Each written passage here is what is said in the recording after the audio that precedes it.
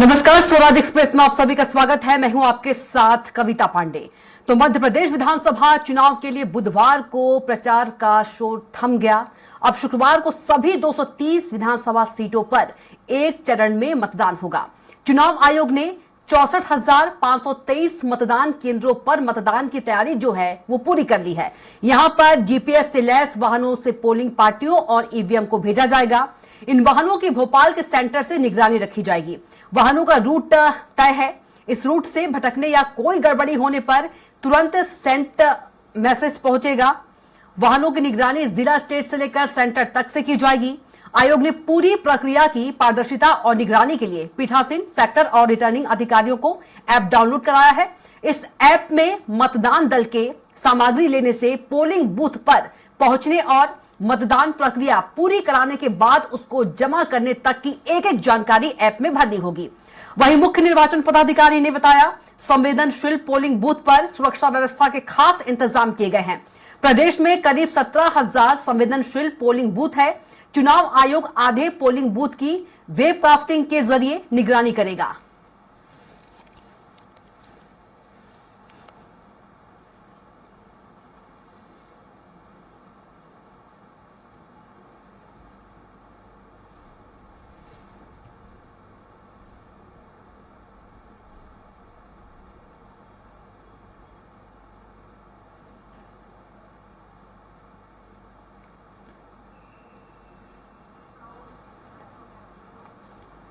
और चलिए हमारे साथ सीधे रायपुर से दिलीप साहू जुड़ गए हैं। दिलीप साहू का रायपुर से सीधा रुख करेंगे। दिलीप, क्या कुछ तैयारी की गई है मतदान को लेकर? जी कविता, बता दें कि पूरे प्रदेश की बात करें तो दूसरे चरण का मतदान हो रहा है छत्तीसगढ़ में और 70 विधानसभा सीटों के लिए मतदान होने हैं। और जिस तरह से तमाम तरह की तैयारी की गई है उसमें प्रमुख रूप से बता दें कि पूरे 22 जिलों के 70 विधानसभा क्षेत्रों में चुनाव होंगे, जिनमें से जो सुबह 8 बजे से लेकर शाम 5 बजे तक मतदान होगा। और एक विधानसभा क्षेत्र ऐसा है नवागढ़, जिसके 9 मतदान केंद्रों में 9 बूथों पर सुबह 7 बजे से लेकर शाम 3 बजे तक मतदान होगा, क्योंकि वो संवेदनशील क्षेत्र माना गया है, नक्सल प्रभावित क्षेत्र में है। इसलिए ऐसे 9 मतदान केंद्रों को खास करके चिन्हांकित करके वहाँ का जो टाइमिंग है उसको सुबह 7 बजे से लेकर शाम दोपहर 3 बजे तक के रखा गया है। इसके अलावा सभी जगह पर बाकी जितने मतदान केंद्र हैं सभी जगह पर सुबह 8 बजे से लेकर शाम को 5 बजे तक मतदान किया जाएगा। और कुल 1,63,14,479 मतदाता इस पूरे मतदाता हैं पूरे दूसरे चरण के चुनाव के लिए, जिनमें महिला मतदाताओं की संख्या की बात करें तो 81,72,000 से 171 महिला मतदाता है। वहीं पुरुष मतदाता 81,41,624 पुरुष मतदाता है। साथ ही साथ 684 तृतीय मतदाता भी है। और इसके अलावा सभी मतदान केंद्रों की बात करें तो पूरे मतदान केंद्रों के अलावा साथ 700 मतदान केंद्र ऐसे होंगे जिन्हें संगवारी मतदान केंद्र के लिए चिन्हांकित किया गया है और जहां पर तमाम तरह की सुविधाएं होंगी। खास करके महिला मतदान कर्मी इसमें रहेंगे। और पिंक बूथ कहा जा सकता है। सभी विधानसभाओं में 10-10 सभी विधानसभा में 10-10 ऐसे मतदान केंद्र है, जिसमें पीठासीन अधिकारी से लेकर तमाम जो मतदान कर्मी हैं वो महिला मतदान कर्मी होंगे। इसके अलावा रायपुर उत्तर, रायपुर पश्चिम और दक्षिण में दोनों विधानसभा क्षेत्र में सभी मतदान केंद्रों पर महिला मतदाता मैदान में रहेंगे। तो इस तरह की तमाम तरह की तैयारी यहाँ की गई है। और इसके साथ ही साथ बात करें तो पिंक मतदान केंद्र भी होंगे, जहां पर महिला कर्मी तो रहेंगे ही।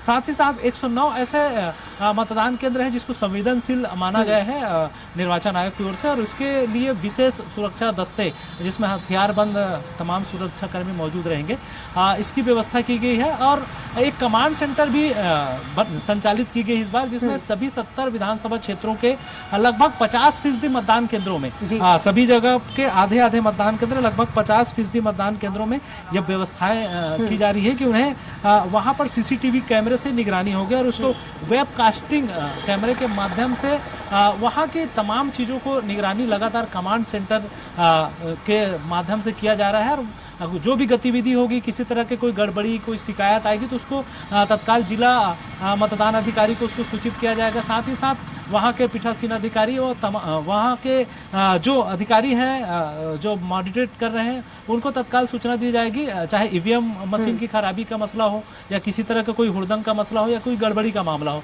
तमाम तरह की जो शिकायत है उसका मॉनिटरिंग करके उन्हें तत्काल निराकरण के लिए उसको दिशा निर्देश दिया जाएगा। तो इस तरह की तमाम व्यवस्थाएं निर्वाचन आयोग की ओर से किया गया है। जी बिल्कुल दिलीप, पर यदि बात करें सुरक्षा की दृष्टि से क्या कुछ किया जा रहा है? गाड़ियों की चेकिंग की जा रही है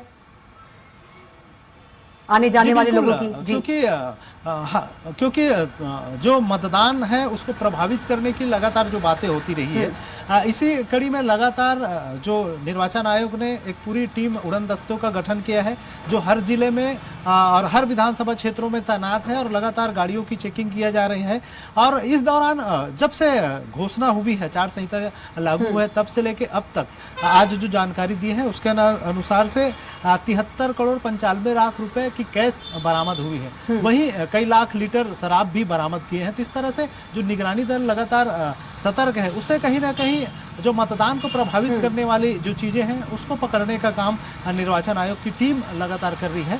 और जो जिस तरह के सी विजिल एक ऐप भी बना है उसके माध्यम से भी जितने शिकायत आए हैं, आज मुख्य निर्वाचन पदाधिकारी रीना बाबा साहब कंगाले ने जानकारी दी कि सी विजिल के माध्यम से 3000 से अधिक जो मामले हैं शिकायत इनको प्राप्त हुए हैं, जहां पर अलग अलग चीज़ों को लेकर कहीं पर आचार संहिता के उल्लंघन की बात हो तो या कहीं पर अवैध रूप से दूसरी चीज़ें सामग्री बांटे जाने की बात हो या कहीं पर दीवारों में गलत जगह पर पोस्टर या बाकी चीज़ों की शिकायतें हो, उस तमाम शिकायतों को निराकरण भी किया गया है। और उनका कहना है कि अब तक 90% जो शिकायत आए हैं उनका निराकरण किया जा चुका है, उनका पहचान करके। तो इस तरह के तमाम एहतियात बरते जा रहे हैं ताकि ये जो चुनाव है उसको पारदर्शी तरीके से संपन्न कराया जा सके। जी बिल्कुल दिलीप, कहा जा सकता है कि कल दूसरे चरण में होने वाले मतदान के लिए प्रशासन जो है पूरी तरह से तैयार है। जी बिल्कुल, प्रशासन के ओर से ये प्रयास किया जा रहा है कि मतदान पूरी तरह से बिना विवाद के पारदर्शी ढंग से निपटाया जाए ताकि किसी तरह की कोई शिकायत न मिले आगे चल के। आमतौर पर हम ये देखने को मिलता है कि खास करके जो अधिकारी हैं, बहुत सारे अधिकारी जो मतदान में लगे हुए हैं, जो इन कामों में लगे हुए हैं, उनके खिलाफ भी राजनीतिक दलों की ओर से अलग अलग शिकायतें आती हैं कि वे एक व्यक्ति किसी विशेष पार्टी या व्यक्ति का फेवर में काम कर रहे हैं। इस तरह की भी शिकायतें करते रहते हैं। तो इस तरह की पहले भाजपा ने बहुत सारी शिकायतें की थी, उसके आधार पर कुछ कलेक्टर्स एसपी भी हटाए थे निर्वाचन आयोग ने। इसी तरह अन्य जो शिकायतें आ रही है उसके आधार पर भी लगातार निगरानी बढ़ता जा रहा है और किसी तरह की कोई शिकायत आ रही है तो ऐसे अधिकारियों को चिन्हांकित करके हटाया भी गया है, उन्हें चुनाव कार्यों से अलग रखा गया है। इस तरह से लगातार जो भी शिकायत आ रही है उसका निराकरण भी निर्वाचन आयोग की ओर से किया जा रहा है। जी बिल्कुल, यदि दिलीप देखा जाए तो कांग्रेस और बीजेपी कार्यकर्ताओं के बीच मारपीट का झगड़े का मामला सामने आ रहा है, उसके लिए क्या कुछ तैयारी की गई है? जी बिल्कुल, जिस तरह से जो शिकायत आ रही है, क्योंकि मारपीट वाला जो मामला है वो अपराध वाला श्रेणी में आता है, तो उसके लेकर एफआईआर किया गया है। उनको कानूनन जो कार्रवाई हो सकती है, ऐसे लोगों के ऊपर कानूनन कार्रवाई की जा रही है।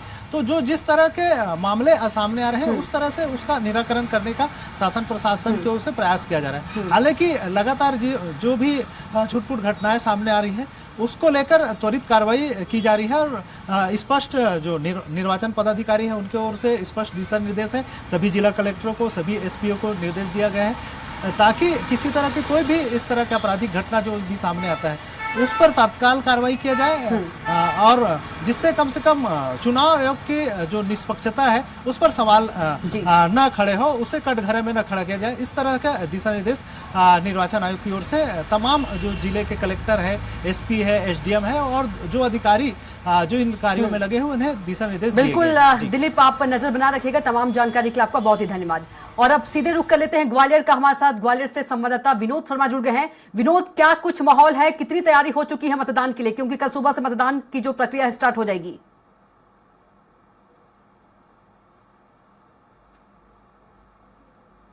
वो अब सुबह से रवाना होना शुरू हो गए थे विभिन्न मतदान केंद्रों के लिए, जिसमें 6 विधानसभा क्षेत्रों में मतदान होना है। तो ग्वालियर के जो एमएलबी मैदान है वहां से मतदान दल रवाना हुए थे। उनके साथ मतदान दलों के साथ एक डॉक्टर भी है जो किसी तरह से अगर परेशानी होती है किसी कर्मचारी को तो उसकी सहूलियत के लिए डॉक्टर है और जो मतदाताओं के लिए भी काम करेंगे। अगर वहां मतदाताओं को किसी तरह से कोई परेशानी आती है तो उनके लिए भी वो उपलब्ध रहेंगे। इसके साथ सुरक्षा के कड़े इंतजाम किए गए हैं, जहां पर ये लगता है कि यहाँ मतदान के दौरान कुछ अव्यवस्था फैल सकती है, किसी तरह से कुछ घटना घट सकती है। उन मतदान केंद्रों को चिन्हित कर लिया गया है। लगातार पिछले कई दिनों से इनको लेकर बैठक हो रही थी और उसके बाद वहां पर बीएसएफ की टुकड़ियां भी तैनात की जाएंगी। एसएफ की टुकड़ियां भी कई मतदान केंद्रों पर तैनात की जाएगी।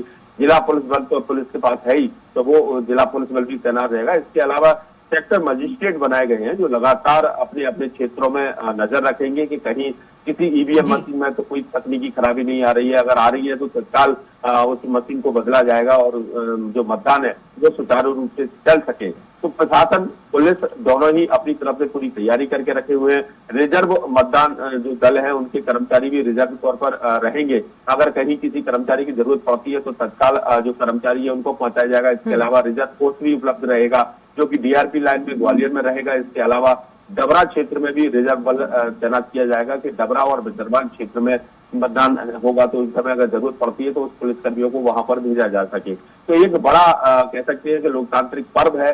हर कोई इस पर्व में अपना सहभागिता निभाना चाहता है और सबको ये पता है कि उनकी एक उंगली की वोट से उनका जो लोकतंत्र है वो चलता है। उनका भविष्य तय करते हैं प्रत्याशियों का।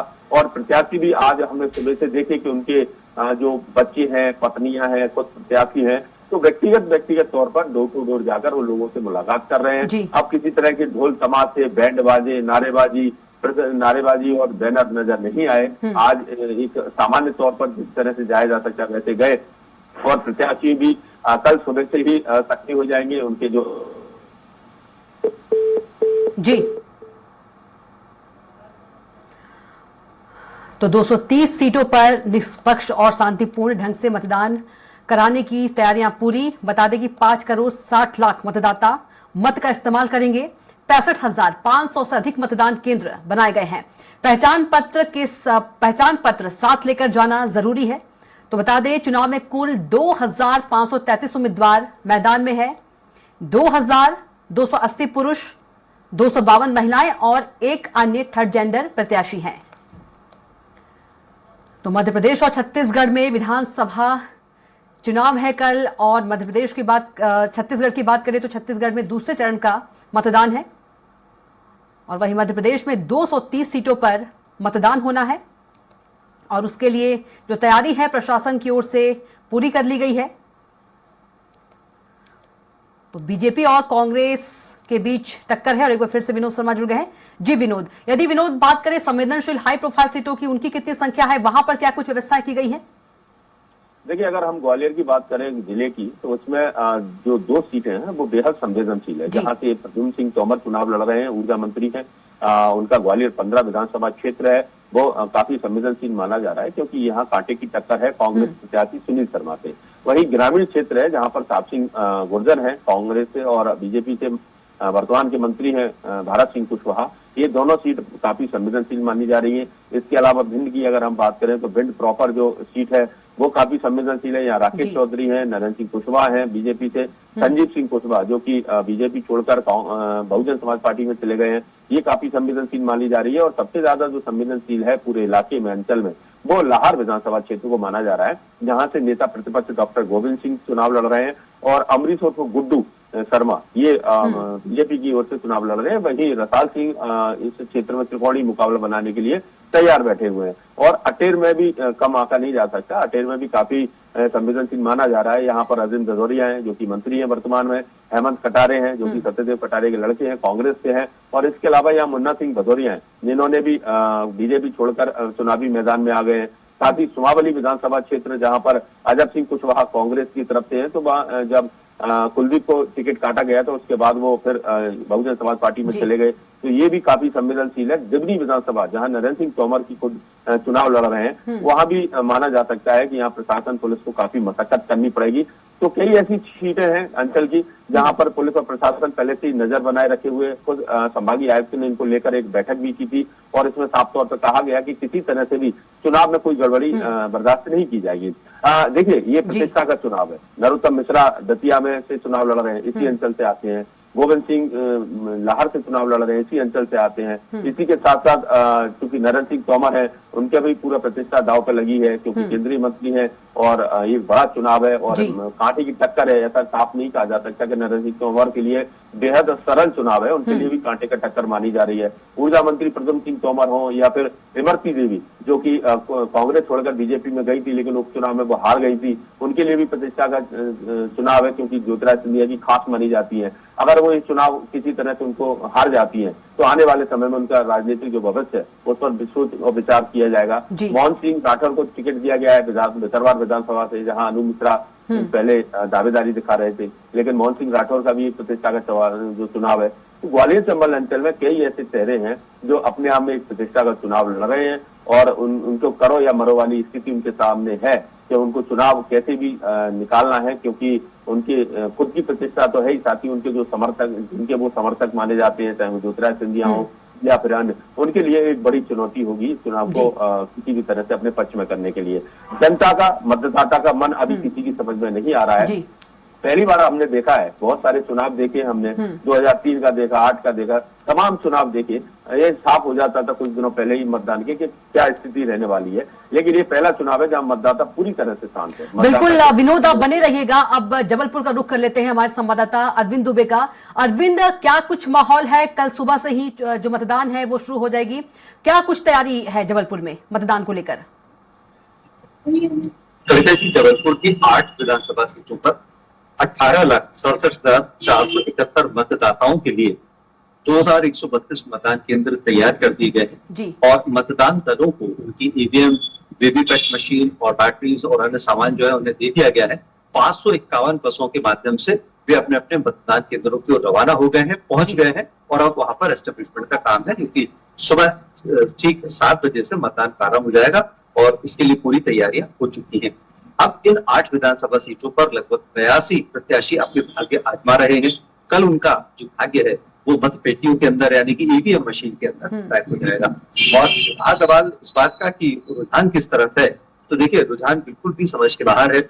ये एक ऐसा चुनाव हो रहा है जिसमें कि कोई भी आकलन करना, प्रेडिक्शन करना बड़ा ही मुश्किल हो रहा है। लगातार हम लोग फील्ड पर काम करते रहे इन पूरे 13 दिनों में और इन 13 दिनों में एक बात समझ में आई कि मतदाताओं के पास से उनकी बात निकालना सबसे मुश्किल काम है। भले प्रत्याशी उन्हें कई तरह के लालच, प्रलोभन, तमाम तरह के वादे करते रहे, लेकिन मतदाताओं ने अपनी मंशा जाहिर किसी के सामने नहीं की है। तो ऐसे में न केवल बीजेपी बल्कि कांग्रेस जैसे ये दोनों दिग्गज पार्टी हैं, इनके बड़े नेता भी बड़े पशुपेश में हैं कि आखिर 3 दिसंबर को वो कौन सा परिणाम आने वाला है जिसकी वे अपेक्षा भी नहीं कर रहे हैं। तो इस तरह की बातें काफी हैं, लेकिन मतदाताओं का जो मन है उसको टटोलना बहुत मुश्किल हो रहा है और अंदर की बात निकालना मुश्किल हो रहा है। 3 बड़े दिग्गज हैं जो इस वक्त सबसे ज्यादा सुर्खियों पर रहेंगे। प्रहलाद पटेल नरसिंहपुर से, फग्गन सिंह कुलस्ते वे मंडला की डिंडोरी की एक सीट से, और उसके बाद जबलपुर से राकेश सिंह, और उसके बाद यदि हम देखें तो सबसे महत्वपूर्ण जो सीट बन रही है वो छिंदवाड़ा की बन रही है, कमलनाथ की। तो ये कुल मिला के ये जो दिग्गज हैं महाकौशल के, इनके नाम रहेगा 3 दिसंबर का दिन। लेकिन 17 तारीख को कितने प्रतिशत वोटिंग होती है काफी कुछ इस बात पर भी निर्भर होगा। जो आकलन है, जो कमोबेश है और जो गुणा भाग है उस पर भी लगाया जा सकता है परसेंटेज ऑफ वोट के आधार पर। लेकिन दोनों ही दलों ने जबरदस्त तैयारी की, जबरदस्त प्रचार किया और एक तरह से ये जो पूरा चुनाव प्रचार था सोशल मीडिया पर आर्टिफिशियल इंटेलिजेंस के माध्यम से लड़ा गया कि ये कहना उचित होगा।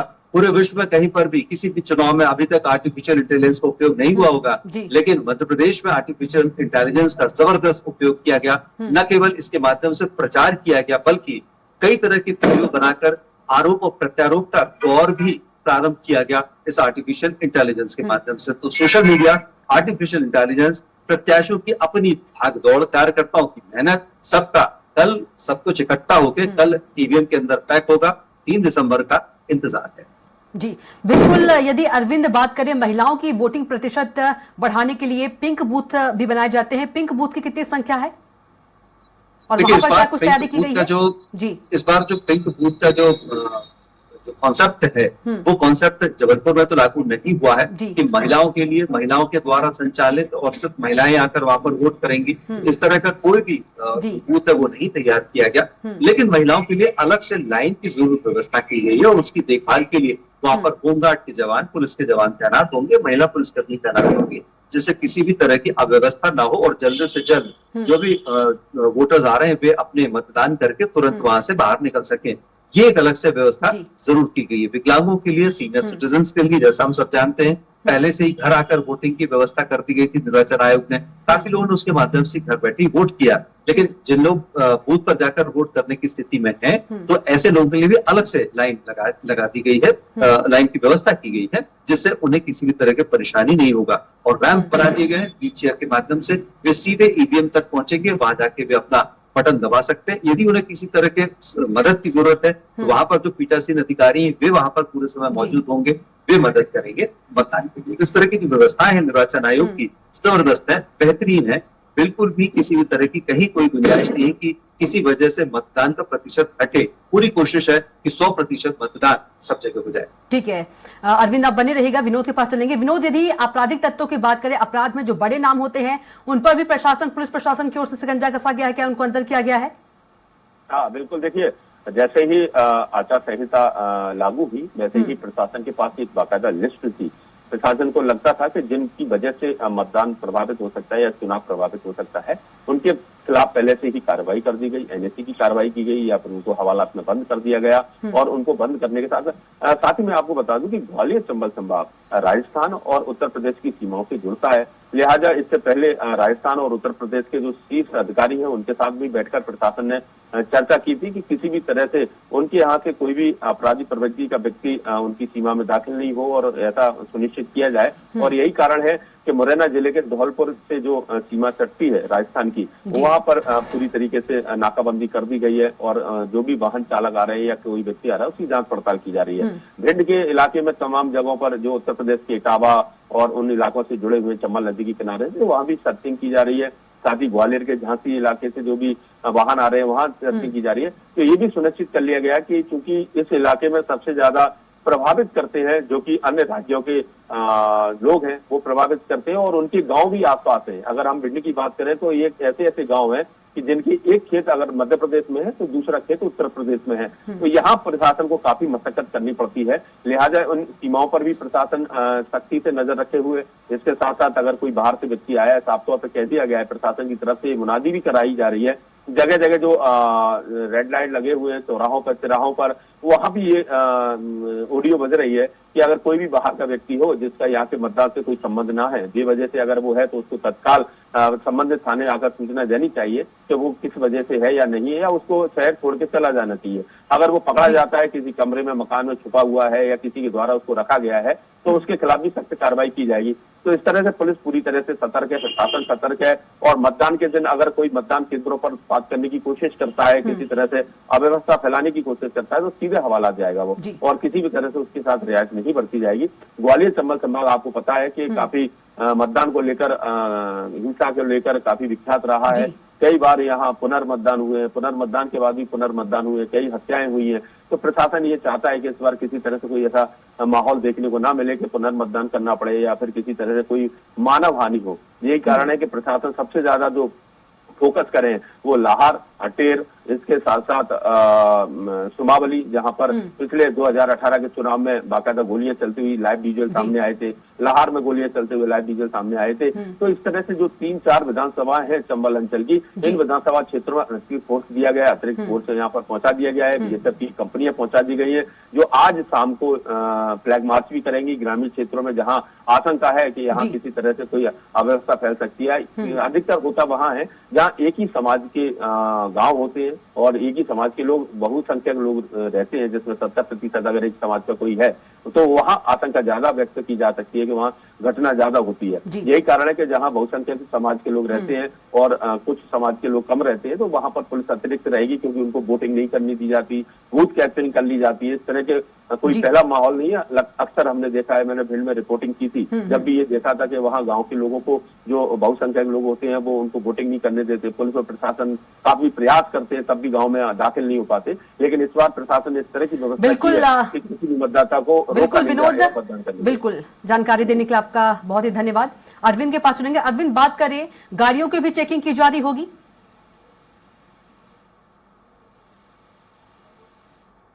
अरविंद, आवाज पहुंच पा रही है आप तक? जी हाँ, बिल्कुल आवाज आप जी। मेरी आवाज मिल रही है आपको? जी बिल्कुल। देखिए, ग्रामीण क्षेत्रों में कुछ संवेदनशील मतदान मतदान केंद्र है, वहां पर पहले से ही सीआरपीएफ की जवान भेज दिए गए हैं और जो डिस्ट्रिक्ट फोर्स है वो वहां पर अभी से तैनात कर दी गई है। सबसे जो महत्वपूर्ण बात है वो है कि जौनपुर में इतने ज्यादा संवेदनशील मतदान केंद्र नहीं है, लेकिन यदि हम पूरे महाकौशल की बात करें तो मंडला, डिंडोरी और शाहपुरा ये एक ऐसी जगह है जहां पर नक्सल प्रभावित क्षेत्र है। तो यहाँ पर सेंट्रल फोर्सेस तो ऑलरेडी पहले से ही वहां पर थी, तैनात थी, लेकिन अब उनकी संख्या बढ़ा दी गई है इन नक्सल क्षेत्रों में। और यहाँ पर जो मतदान का समय है वो भी थोड़ा सा कम किया गया है शाम के वक्त, यानी कि सुबह 7 बजे से यहाँ पर मतदान प्रारंभ होगा इन नक्सल प्रभावित क्षेत्रों में और सिर्फ दोपहर 3 बजे तक ही वहां पर मतदान किया जा सकेगा। 3 बजे के बाद तुरंत सेंट्रल फोर्सेस वहां पर पूरे मतदान केंद्र में जो लोग होंगे उन्हें अपने उसमें सिक्योरिटी के अंदर घेरे में ले लेंगे और उसके बाद मतदान कर्मियों को अपनी सिक्योरिटी घेरे में लेकर ही वे उन जिलों के उन जहां पर मतगणना होनी है, जहां पर स्ट्रांग रूम बनाए गए हैं, वहां पर मतदान कर्मियों को ईवीएम के साथ वहां पर भेजा जाएगा। तो विशेष सुरक्षा जो बरती जा रही है वो महाकौशल के इन नक्सल प्रभावित क्षेत्रों में बरती जा रही है। जैसे मैंने जिलों के नाम आपको बताए कि जिले बहुत ज्यादा महत्वपूर्ण है, संवेदनशील है और अक्सर यहाँ पर घटनाएं होती है कि यहाँ पर मतदाताओं को नक्सलवादी जो मूवमेंट के लोग हैं वो धमकी देते हैं कि वे मतदान ना करें, लेकिन सीआरपीएफ की उपस्थिति, सेंट्रल फोर्सेस की उपस्थिति और लोकल पुलिस की तत्परता की वजह से वहां पर भी मतदान का प्रतिशत काफी अच्छा हो जाता है, लेकिन सुरक्षा बरतनी पड़ती है। जबलपुर में भी यदि हम देखें तो शहरी क्षेत्र में भी जो संवेदनशील मतदान केंद्र है जिसमें 2018 के चुनाव में विवाद की स्थिति बनी थी, वहां पर भी अभी रात के बाद से ही वहां पर सीआरपीएफ के जवान उन मतदान केंद्रों को अपने सुरक्षा घेरे में ले लेंगे और वहां पर किसी भी तरह की कोई गड़बड़ी की आशंका होगी उससे तुरंत। जी बिल्कुल अरविंद, आप नजर बनाए रखिएगा, पल पल का आपसे अपडेट लेते रहेंगे। तो हमारे मध्य प्रदेश और छत्तीसगढ़ के संवाददाता पल पल की जो अपडेट है वो बता रहे थे। और इसी के साथ सत्ता का सेमीफाइनल में इतना ही। आप देखते रहिए स्वराज एक्सप्रेस। नमस्कार।